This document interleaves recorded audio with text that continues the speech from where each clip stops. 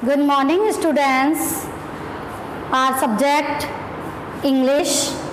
English text में chapter number 1 उसमें आपको एक टॉपिक दे रखा है use of this and that. This and that का यूज़ करना आज मैं आपको बताऊंगी। तो सब बच्चे यहाँ पे बोर्ड पे ध्यान से देखेंगे। इस टॉपिक को मैंने आपको HKG क्लास में भी बहुत अच्छी तरीके से समझाया था और शायद आपको पता भी हो। तो मैं कुछ थिंग्स के माध्यम से, कुछ ऑब्जेक्ट्स के माध्यम से आपको ये बताऊंगी कि where we use this and where we use that. Understood? Firstly, when one thing very far away from us, when one thing is very far away from us, then we use the concept of that. जब कोई भी एक वस्तु हमसे दूर होती है तो हम कौन से कॉन्सेप्ट का यूज करते हैं? that का। अंडरस्टूड? हमसे दूर है। And when one thing is very near from us, near means पास में, जब कोई एक वस्तु हमारे पास में होती है तो हम किस कॉन्सेप्ट का यूज करते हैं? दिस का। किसका यूज करते हैं? दिस का। वो केवल एक वस्तु के लिए दिस एंड दैट आता है। अंडरस्टूड? मैं आपको कुछ ऑब्जेक्ट्स के माध्यम से इसको समझाना चाहूंगी। तो look here, what is this? Cow.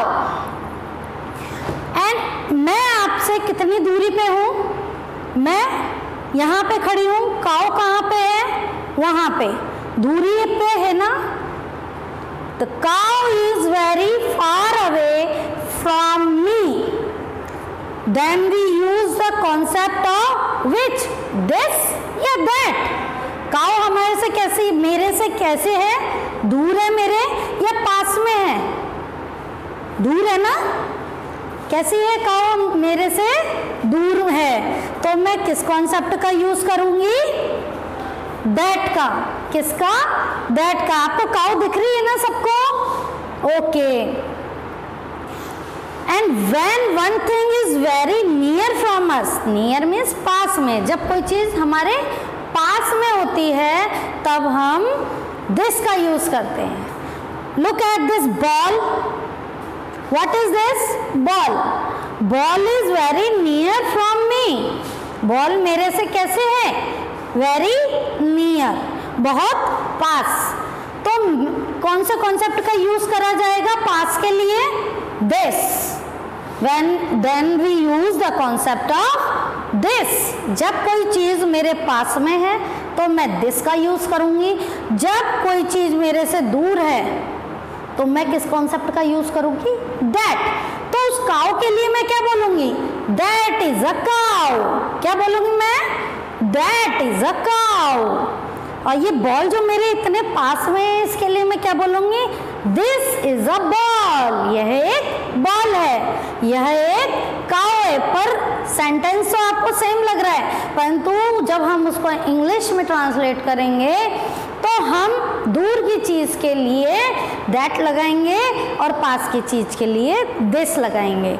I think सब बच्चों को मेरी बात समझ में आ गई होगी। तो मैं इससे रिलेटेड दिस एंड दैट की ये एक्सरसाइज आज आपको कराऊंगी। तो सब बच्चे बोर्ड पे ध्यान से देखें। First,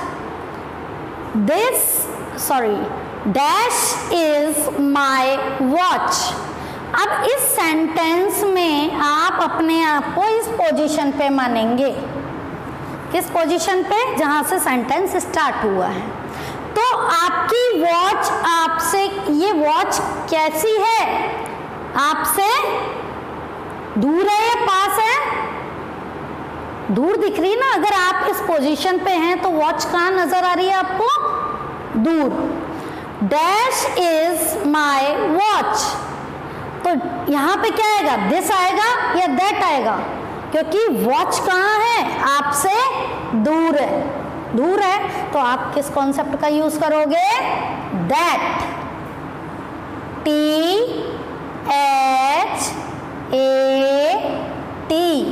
that. अंडरस्टूड? आपको समझ में आ गया? ये वॉच हमसे दूर थी इसलिए हमने दैट लगाया।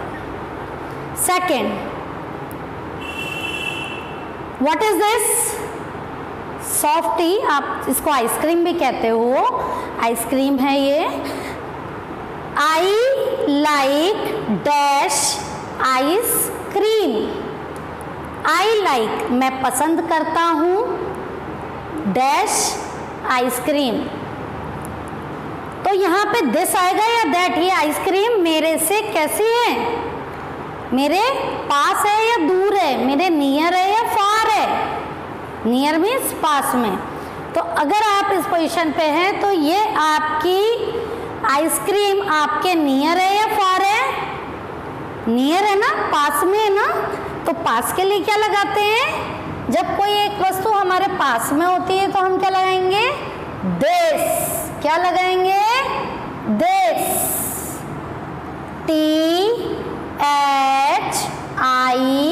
THIS, this. अंडरस्टूड? क्योंकि आइसक्रीम आपके पास में थी।